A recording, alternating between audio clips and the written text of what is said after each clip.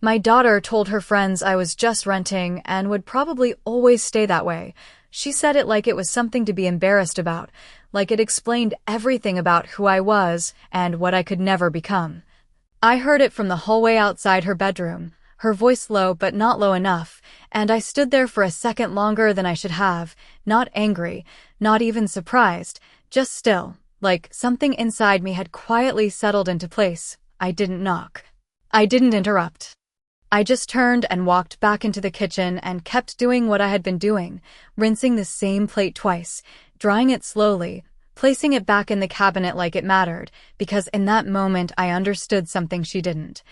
Something I had been building for years without saying a word, something she wasn't ready to see yet, and I let her believe exactly what she believed, because sometimes the truth works better when it arrives all at once, without warning, without explanation.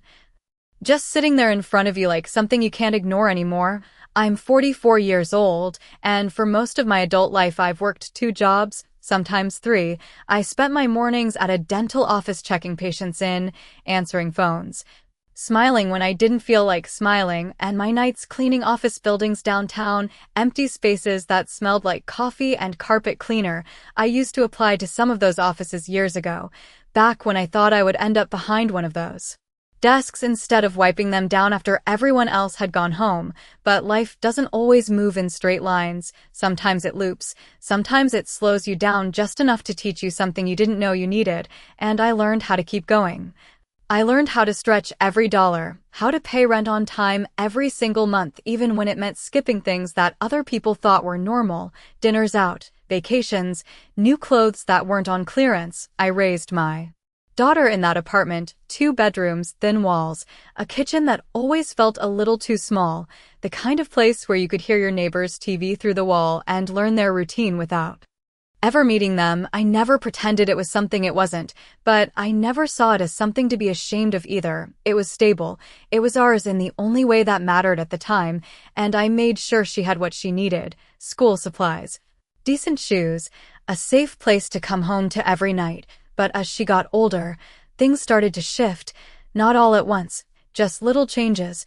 The way she stopped inviting friends over, the way she hesitated when people asked where she lived, the way she started comparing everything to what she saw online or at school: bigger houses, newer neighborhoods, families that looked like they had it easier, and maybe they did.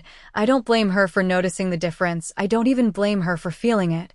But hearing her say it out loud, hearing her reduce everything I had built to just renting, that was different. That was the moment I realized she didn't know the whole story. She didn't know what I had been doing after she went to bed.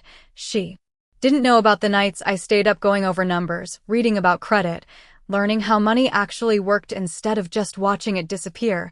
She didn't know about the calls I made on my lunch break, the meetings I took on my days off, the risks I said yes to when I could have stayed comfortable and done nothing. She saw the apartment, but she didn't see the plan, and I didn't correct her. I didn't sit her down and explain anything, because I had learned something over the years. Explanations don't change how people see you. Results do, and I was closer than she thought, closer than anyone thought. So I let her believe I was just renting. I let her believe I was stuck, because when the truth finally showed up, it wasn't going to sound like a story. It was going to look like proof. I did not confront her that night or the next morning or even the week after that. Instead, I watched, not in a suspicious way, but in a quiet, observant way that I had learned over the years. The same way you watch your bank account when you are trying to change your life. You do not panic, you pay attention. She moved through the apartment like she was already somewhere else, headphones on, scrolling through her phone, comparing without saying it out loud. I could see it in the way she paused at certain posts: bigger kitchens, cleaner hallways, places with doormen and polished floors. Things that looked permanent, things that looked like success, and I understood that she was not really ashamed of the apartment. She was afraid of what it might say about her future, and that fear was something I knew very well. I had felt it at her age, and again in my 20s, and again when I became a single mother with more bills than answers. But I had also learned that fear can either freeze you or focus you, and for me it had become something else entirely. It had become a system. Every paycheck I earned was already assigned before it even reached my account: rent, utilities, groceries, and then something small but consistent that I never touched: savings. Even if it was just $50, sometimes less, sometimes more, I treated it like it did not belong to me, like it was already part of something bigger. I remember the first time I tried to apply for a loan years ago. I sat across from a loan officer who barely looked at me before telling me my credit score was not strong enough, that I needed a longer history, more stability, less risk. I nodded like I understood everything. But what I really felt was a quiet kind of determination, not the loud kind that announces itself, but the kind that goes home and starts learning. I began reading everything I could about credit, about debt, about ownership. I learned how small decisions stack up over time, how one late payment can echo for years, how consistency is not exciting but it is powerful. I paid off what I could, negotiated what I could not, opened a secured credit card and treated it like a test I could not afford to fail. Slowly things shifted, not overnight, not in a way anyone else would notice, but numbers started to change. Opportunities started to appear where there had been none before, and during all of this I never said a word about it to anyone, not even my daughter, because I did not want to build expectations I was not ready to meet. I wanted results, something real, something that could not be dismissed or misunderstood. The building we lived in had always been the same, old but functional, nothing special, the kind of place people move into for a year or two before moving on.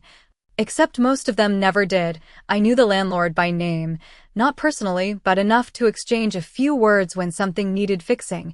He was getting older, slower to respond, less interested in the details, and one afternoon when I came home early from my day job, I saw a small sign taped near the mailboxes, nothing flashy, just a printed sheet that said the property might be available for sale. No announcement, no listing online yet, just a quiet possibility. Most people walked past it without a second glance, but I stopped, not because I was ready, but because I had spent years preparing for a moment exactly like that, and for the first time I allowed myself to think it, not as a dream, not as a wish, but as a question: what if this was not just the place I lived? What if this was the place I could own? And I did not say anything. I just took a picture of the notice, folded the thought away, and went back upstairs to the same apartment my daughter was ashamed of, knowing something she did not. That the story she thought she understood was about to change in a way she could not imagine yet. That night I did not sleep much, not because I was worried, but because my mind was working through something it had been preparing for years. I sat at the small kitchen table with a notebook I had used before for budgets and numbers and quiet plans. I wrote down everything I knew about the building: the number of units, the condition, the rent estimates, the repairs I had seen over time, things most tenants ignore, but I had always paid attention: the leaky pipe in Unit 3, the outdated wiring in the hallway, the way the landlord delayed maintenance until it absolutely could not wait. These were not just inconveniences to me anymore. They were details, information, pieces of a bigger picture. I opened my laptop and began searching. Not casually, but with intention: property records, local listings, comparable sales in the neighborhood. I had done this before in smaller ways, studying markets I could not afford at the time, learning how value is not always obvious, how opportunity often looks like something people overlook, and this building was exactly that: not attractive, not modern, not something that would draw immediate attention, but steady, occupied, consistent. I knew every tenant by face if not by name. I knew who paid on time and who struggled. I knew which units had been empty in the past and for how long. I knew the rhythm of the place because I had lived inside it for years, and that kind of knowledge does not show up in a listing. It does not get calculated into a price, but it matters. The next day, during my lunch break, I called the number on the notice. My voice calm, steady, like I was asking about something ordinary. The man who answered sounded tired, not unfriendly, just ready to be done. He confirmed what I had suspected. He was considering selling, had not listed it formally yet. Was waiting to see if there was any interest before going through the process. I asked a few questions, nothing that would give away how serious I was, just enough to understand the range, the timeline, the condition. When I hung up, I sat there for a moment. Not overwhelmed, not excited, just focused, because I knew this was not about emotion, it was about preparation meeting timing, something I had been building quietly for years. That evening I came home, and everything looked the same. The same worn carpet, the same narrow hallway, the same small kitchen where my daughter sat scrolling through her phone, barely glancing up when I walked in. She asked what we were having for dinner without looking away from the screen, and I answered like always, simple, normal. Nothing different on the surface, but inside something had shifted. I had crossed from thinking about change to stepping into it, and I kept that to myself. I cooked, I cleaned, I listened as she talked about school, about friends, about things that felt big to her world, and I nodded, present but quiet, because I understood something she did not yet, that sometimes the biggest changes in life do not announce themselves. They begin in silence, in small decisions that no one else notices, and grow until one day they are impossible to ignore. Later that night, after she went to her room, I sat back down with my notebook and started mapping it out. Not just what it would cost, but what it would take. Down payment, financing, potential repairs, monthly expenses, worst-case scenarios. I did not assume success. I planned for difficulty, because that is how you survive long enough to succeed. And as I wrote everything down, I realized something that felt both simple and significant. For the first time, the numbers did not scare me. They made sense, not because they were small, but because I had spent years learning how to handle them. And that was the difference between who I had been and who I was becoming. Not luck, not sudden change, but preparation. And as I closed the notebook, I looked around the apartment one more time, not as a place I was stuck in, but as something else entirely. Something I understood. In a way I never had before, something that was no longer just where I lived, but something I was about to claim.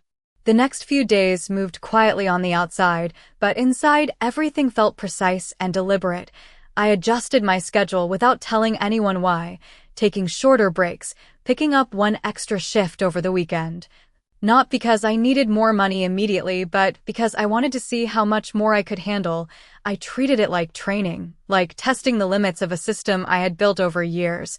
During my lunch breaks, I made more calls, not just to the owner, but to a local credit union I had researched months earlier. I asked about loan options, interest rates, requirements. I listened more than I spoke, taking notes the same way I always did, carefully, without assumptions.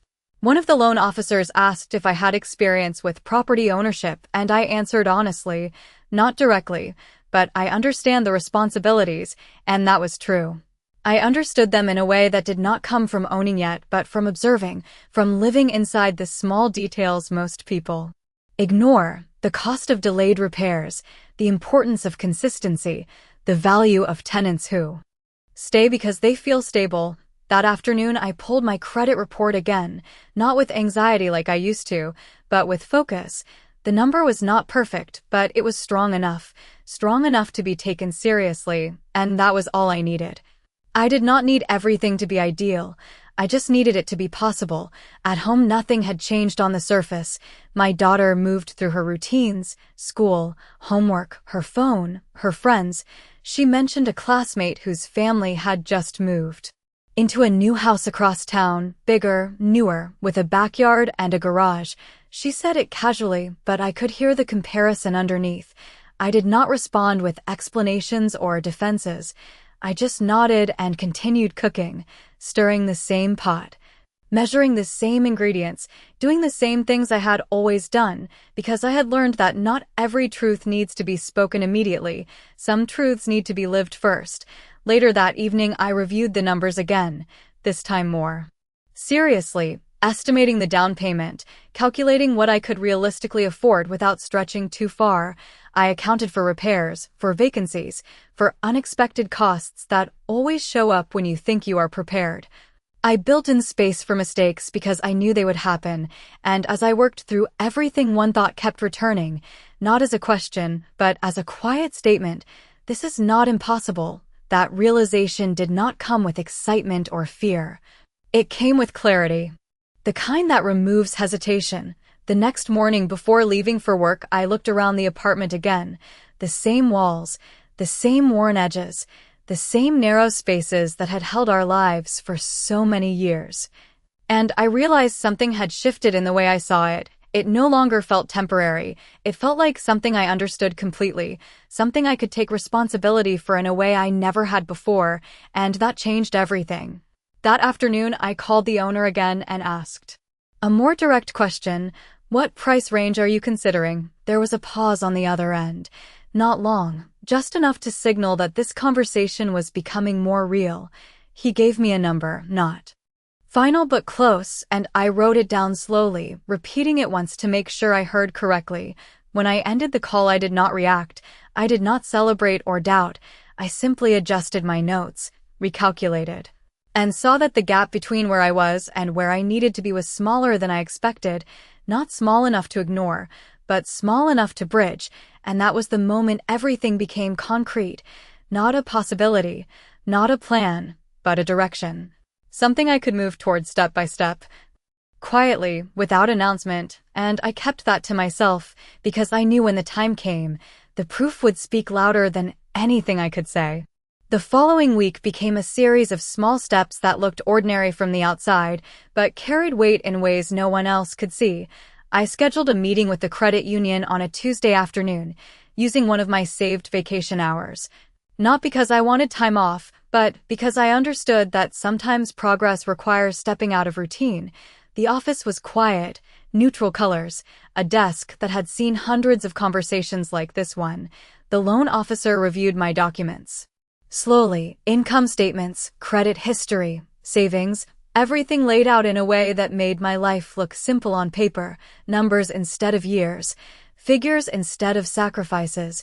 She asked questions about stability, about my work history, about my plans, and I answered without hesitation, not because I had rehearsed, but because I had lived it. There is a difference between guessing and knowing, and I knew exactly what I could handle. When she finished reviewing everything, she leaned back slightly and said something I had not heard years ago: "This is possible. Not guaranteed, not easy, but possible," and that was enough. I did not need certainty. I only needed a door that could open if I kept moving forward. I left the office with a list of next steps: pre-approval process, documentation, timelines, all the pieces that turn an idea into something real. That evening, I returned home to the same apartment, the same routine. My daughter sitting at the table doing her homework. She looked up briefly and asked if I could drive her to a friend's house later. I said yes, and we moved through the evening like we always did: dinner, dishes, small conversations that filled the space without changing anything. But inside, I felt something different. Not excitement, not pressure, but alignment. Like everything I had been doing for years was finally pointing in the same direction. Later that night, after dropping her off, I parked the car and sat for a moment before going inside, looking at the building from the outside: the faded paint, the uneven steps, the lights that flickered near the entrance, details I had seen 1,000 times, but now viewed through a different lens. Not as flaws, but as variables, things that could be improved, managed, corrected over time. I imagined what it would look like if I took responsibility for it, not all at once, not perfectly, but steadily, the way I had handled everything else in my life, one step at a time, one decision building on the next. When I went back upstairs, I did not say anything. I did not share what had happened that afternoon, because I understood that speaking too early can weaken something that is still forming.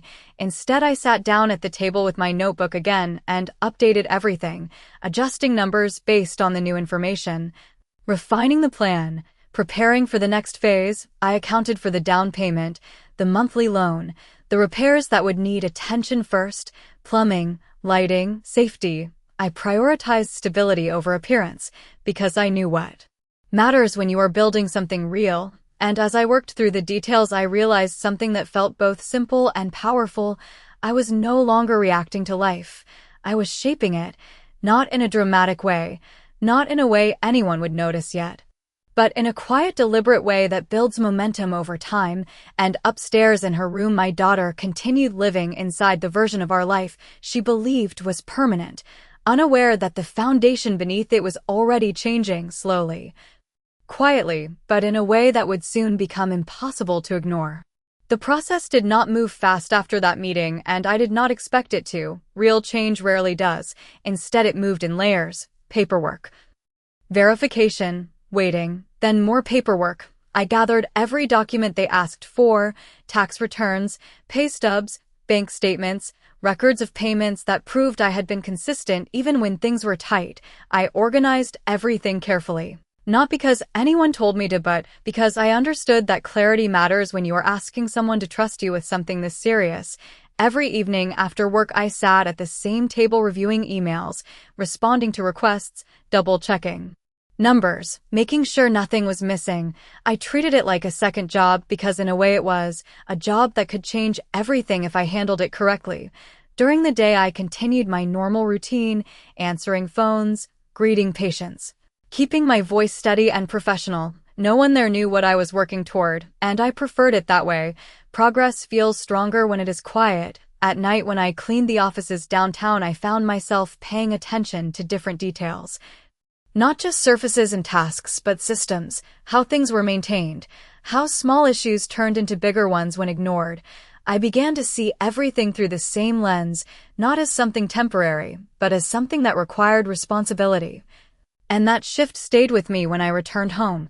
One evening, I noticed the hallway light flickering again, something the landlord had been slow to fix. Before, I would have ignored it or made a quick call and waited, but this time I stopped and looked at it longer, thinking about cost, about timing, about what I would do differently if it were mine to manage. I did not fix it that night. It was not my responsibility yet, but I felt the weight of it differently.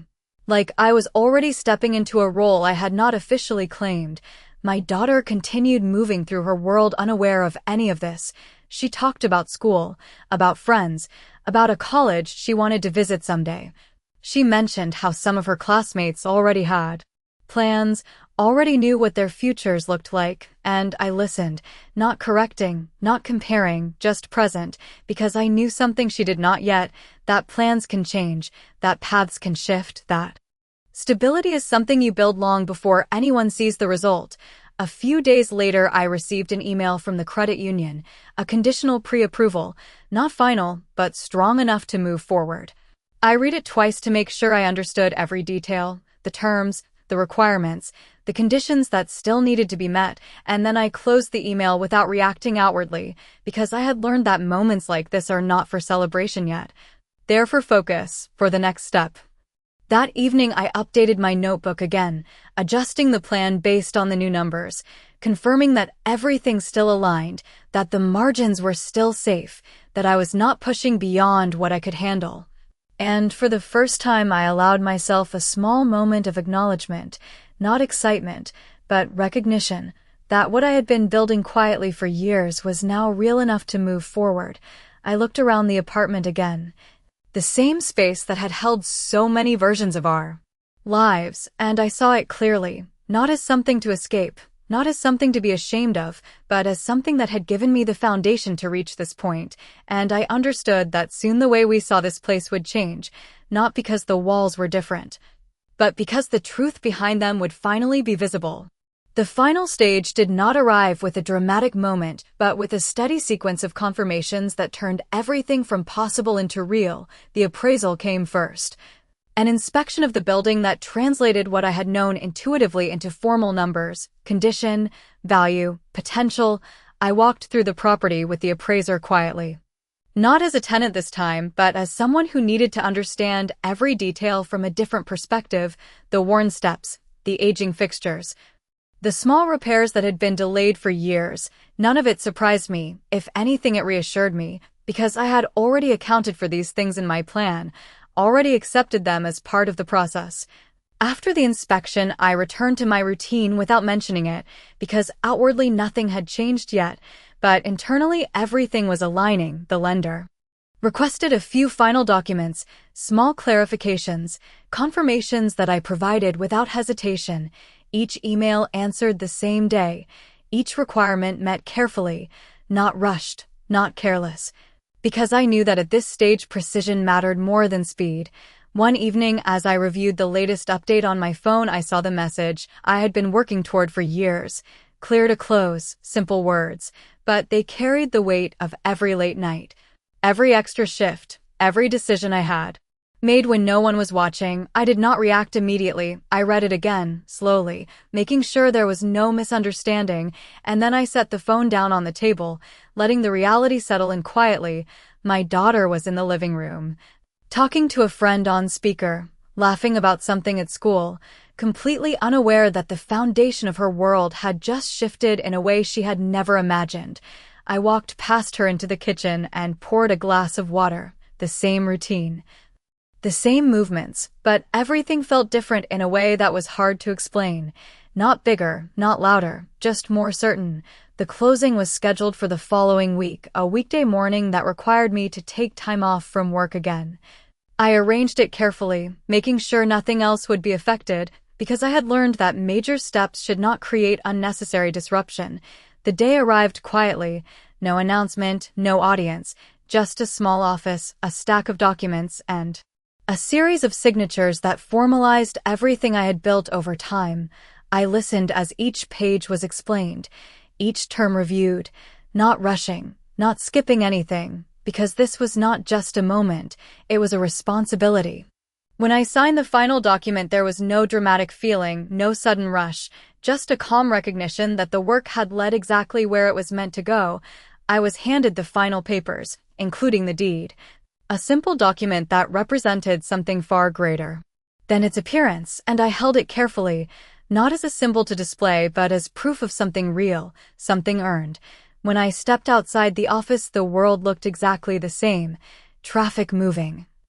People walking, nothing announcing what had just happened, and I appreciated that, because the most meaningful changes in life often happen without noise. I drove back to the building, parked in the same spot I always used, and sat for a moment before going inside. Looking at it one more time, the same structure, the same details, but no longer the same in meaning, and upstairs my daughter continued her day, still living inside the version of reality she believed was true, unaware that the next conversation we would have would change the way she saw everything.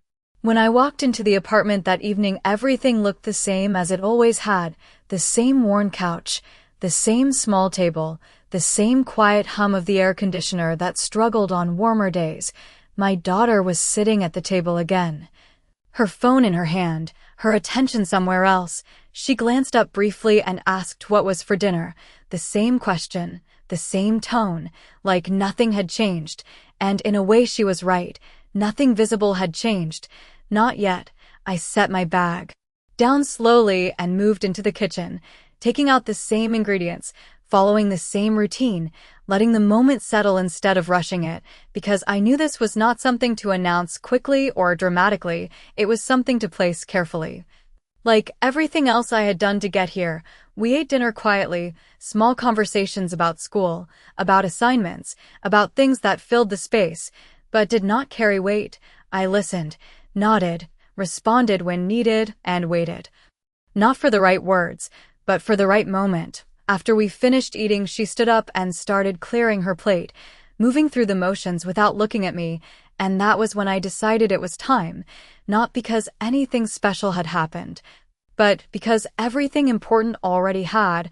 I walked to the small counter and picked up my bag, reaching inside slowly, not to create suspense, but because I understood that this moment would speak for itself without any effort from me. I placed the folder on the table between us, simple, unmarked, nothing that would stand out to anyone who did not know what it contained. She looked at it briefly and then back at me, confused but not concerned. "What is that?" she asked, her voice casual. I did not answer immediately. I opened the folder and slid the paper across the table toward her. The deed, clean, official, undeniable. She looked down at it without much interest at first, like it was just another document, but then something shifted. Her eyes slowed, her focus changed. She read the lines more carefully, her expression moving from casual to uncertain, and then to something else entirely, something quieter, something more serious. She looked back up at me, this time fully, not distracted, not distant, just present. "What is this?" she asked again, and this time her voice was different. I leaned back slightly and answered simply, "It means we do not rent anymore. There was no speech, no explanation, no list of what I had done or how long it had taken. Just that one statement, clear and steady.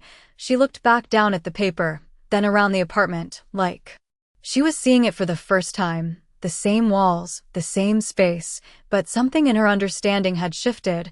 I watched her quietly, not expecting a reaction, not needing one, because I knew that moments like this do not always come with words.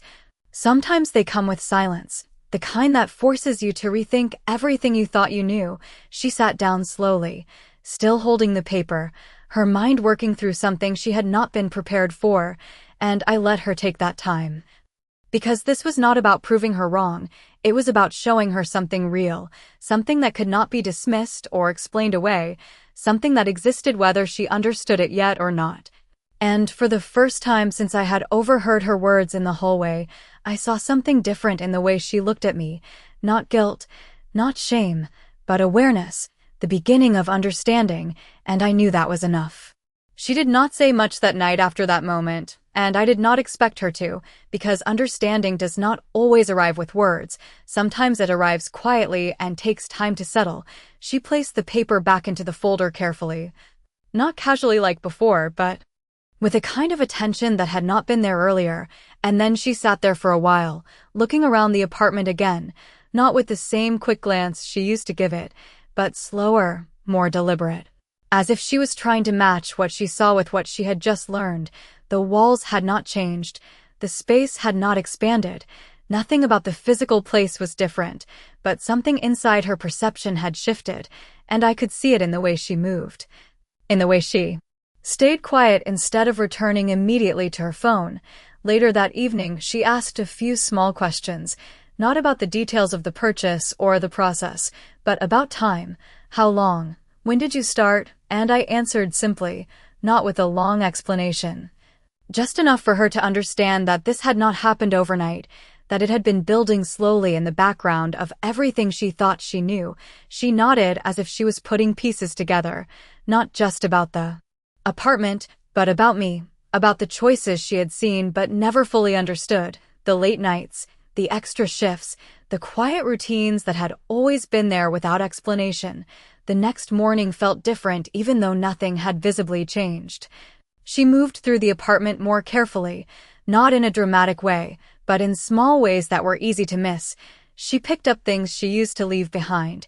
She noticed details she had ignored before, and when she left for school she paused for a moment at the door, looking back once before stepping out, something she had not done in a long time. Days passed, and the shift continued. Not as a sudden transformation, but as a steady adjustment. She started asking more questions. Not just about the apartment, but about money, about work, about how things actually function beyond what she saw on the surface. And I answered when she asked, never forcing the conversation, never turning it into a lesson, just sharing what was real. What had worked, what had taken time. One evening she mentioned her friends again, the same ones she had once compared our life to, but this time her tone was different, less certain, more thoughtful, like she was seeing those comparisons in a new way. I did not point it out. I let her come to her own understanding, because I knew that what mattered was not that she felt wrong before, but that she could see clearly now. As the weeks went on, I began making small improvements around the building, nothing dramatic, just fixing what had been neglected, replacing lights, addressing small repairs, creating a sense of care that had not been there before, and she noticed that too. Not just the changes themselves, but the consistency behind them, the responsibility, the quiet effort that turns something ordinary into something stable. One evening as we sat at the table, she looked around and said something simple, "It feels different here," and I nodded. Not because the space had changed in a visible way, but because the meaning behind it had, and that is what people feel even when they cannot explain it. Over time, the word she had once used, embarrassed, disappeared completely, replaced not by pride in a loud sense, but by a quiet confidence, the kind that does not need to be announced, just lived, and I realized that this had never been about proving anything to her or to anyone else. It had been about building something real, something stable, Something that could support not just where we were, but where we were going, and in the end that was the only thing that mattered.